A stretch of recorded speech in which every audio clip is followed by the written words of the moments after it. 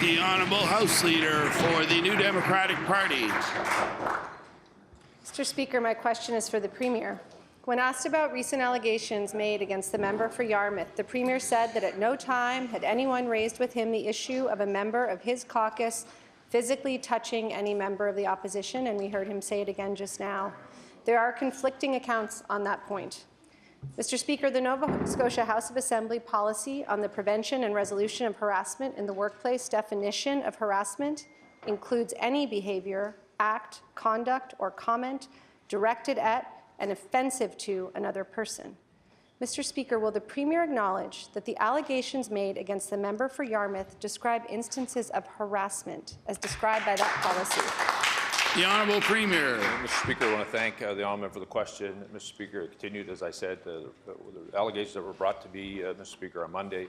I responded to those. I encouraged all members of this House, Mr. Speaker, in any workplace, Mr. Speaker, if they are feeling harassed in their workplace, Mr. Speaker, they should go directly to the people that they're supervisors, Mr. Speaker. In this House, Mr. Speaker, that would be you. The Honourable House Leader for the New Democratic Party. Mr. Speaker, it is the Premier who sets the tone for the government. And on behalf of our caucus, I want to express concern for the tone that the Premier is setting. It is unacceptable that the Premier has categorized allegations of a cabinet minister being berated and pushed as enthusiasm. It is irresponsible to have excused this as the behaviour of young guys.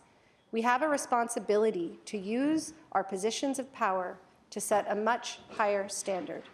Mr. Speaker, will the Premier apologize for his dismissive comments and failure to take appropriate action in response to the serious allegations made against the member for Yarmouth? The Honourable Premier. Mr. Speaker, I completely disagree with the premise of our question, Mr. Speaker, and those that are associated with the words that I said yesterday. At no time did anyone agree, or did I say that at any point that a member of my caucus pushed or touched anyone, Mr. Speaker. I said very to the contrary, they did not.